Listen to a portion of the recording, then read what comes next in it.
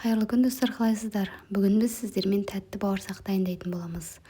Ол үшін ең алдымен 2 жұмыртқа, қант мүлдем қоспаймыз, шым тұз, содан соң сгущенка, қоюлатылған сүт яғни, содан соң ас содасы мен кішкене сұйық май қосып араластырып, оның үстінен керегінше ұн салып, жақсылап қамыр илеп алатын боламыз.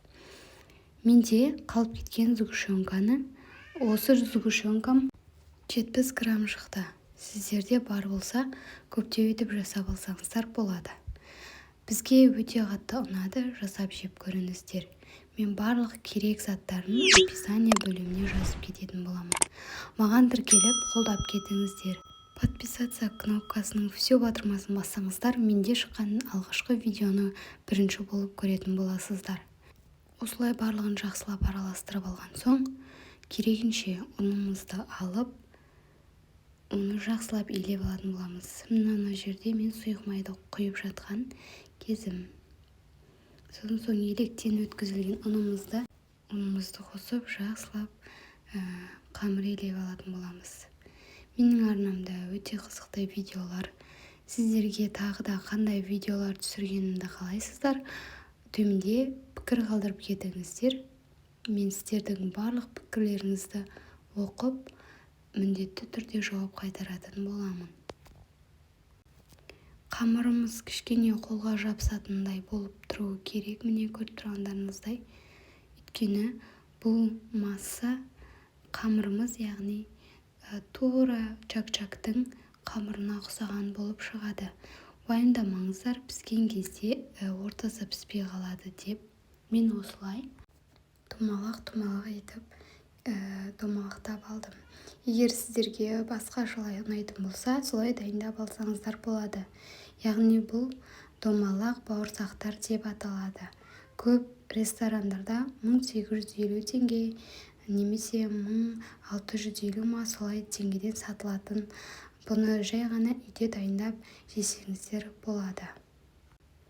Осылай барлығын домалақтап алған соң, майды қыздырып қоямыз. Орташа көлемде қызып тұру қажет. Қатты қызып тұрса, бірден сырты пісіп, іші піспей қалуы мүмкін. Сол үшін көріп тұрғандарыңыздай барлығын домалақтап алған соң, орташа отта қызып тұрған майымызға пісіріп алатын боламыз. Мен мына жерде барлық домалақтап жатқандарымды видеоға түсірдім. Содан соң осылай майды қызытып алып, салып пісіріп алдым. Сырты күйіп кеткенге ұқсап қалды, бірақ та дәмі өте қатты ұнады. Сіздер де жасап көріңіздер. Сіздерге ас болсын. Міне көріп тұрғандарыңыздай, бұл шариктер өздерін айналдырып пісе береді екен. Бұлардың оң жақ бетін, сол жақ бетін айналдырып отырудың қажеті жоқ. Пісіп шыққан шариктерімізді осылай ыдысымызға салып алатын боламыз. Менде соңына қарай тағы да бөліп кішірейтіп алдым. Ортасы піспей қала ма деп қорықтым, бірақ жоқ, піседі екен. Осылай жасап жеп көріңіздер. Сіздерге тағы да ас болсын. Менің арнама жазылып кетуді ұмытпаңыздар. Сіздердің қолдауларыңызға рахмет.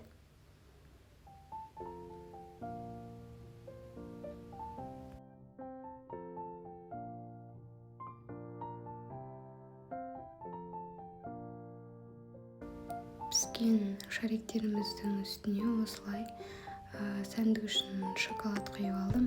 Және де дәмін одан сайын әдемі етіп дәм беріп тұрады. Менде үйде қалып кеткен шоколадтан осылай май қосып араластырып ерітіп алдым. Ерігеннен соң осылай бетіне сеуіп шықтым. Менде шоколадымның ортасында попкорнның ұнтағы болды. Сол үшін кішкене шықпай қалып, осылай итеріп шығаруға тура келді. Сіздер де жасап көріңіздер. Кез келген шоколад пен майды ерітсеңіздер, осындай глазур болып шығады.